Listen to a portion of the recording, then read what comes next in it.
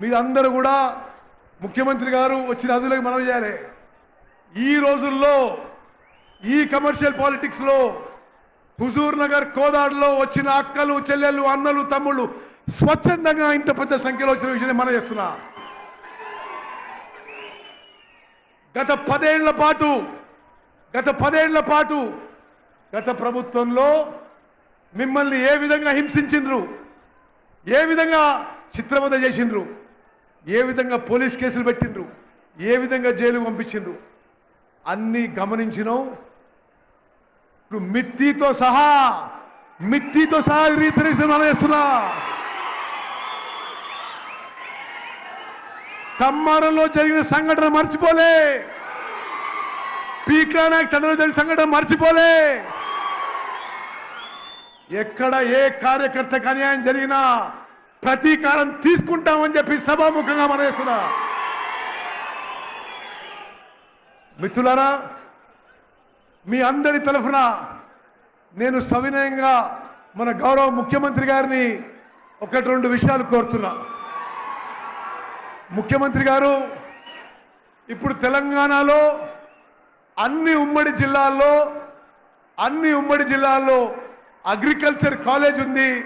మీరు దయచేసి హుజూర్ నగర్ నియోజకవర్గానికి ఒక అగ్రికల్చర్ కాలేజ్ మంజూరు చేయాలని చెప్పి మీకు మనవి చేస్తున్నా.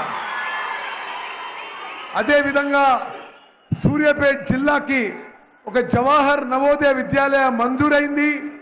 కోదాడులో మరి మేము స్థలం చూసినాం. మరి కోదాడు నియోజకవర్గానికి జవహర్ నవోదయ విద్యాలయం మంజూరు చేయాలని చెప్పి మిమ్మల్ని సవినయంగా విజ్ఞప్తి చేస్తున్నా. అక్కలు చెల్లెళ్ళు అన్నలు తమ్ముళ్ళు మీరు చాలా దూరం నుంచి వచ్చారు. మిమ్మల్ని ఎక్కువ సమయం నేను మీ ఓపిక పరీక్ష చేయించుకోలేదు. మీ అందరికీ నేను పద్మావతి గారు ఈ జీవితకాలం రుణపడుతాము.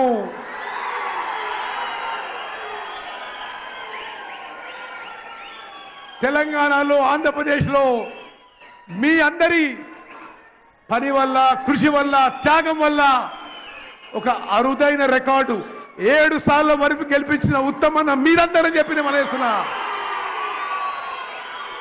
మాకు వేరే కుటుంబం లేదు, మీరే మా కుటుంబం అని చెప్పి కూడా మనం చేస్తున్నా. మరి మీ అందరూ కూడా ఇంత పెద్ద ఎత్తున ఈ సభకు హాజరై ఒక చారిత్రాత్మక ఘట్టంలో ఈ సన్నబియ్యం కార్యక్రమంలో మరి గౌరవ ముఖ్యమంత్రి గారు వచ్చినందుకు మీ అందరూ వచ్చినందుకు ధన్యవాదాలు తెలియజేస్తూ, ప్రత్యేకంగా కౌన్సిల్ చైర్మన్ మరి పెద్దలు సుఖేందర్ రెడ్డి గారికి, అసెంబ్లీ స్పీకర్ గడ్డం ప్రసాద్ గారికి మా అందరి తరఫున మీకు ధన్యవాదాలు తెలియజేస్తున్నాం. మరి మీ అందరికీ మనస్ఫూర్తిగా ధన్యవాదాలు తెలియజేస్తూ ముగిస్తున్నాను. జై హింద్, జై కాంగ్రెస్.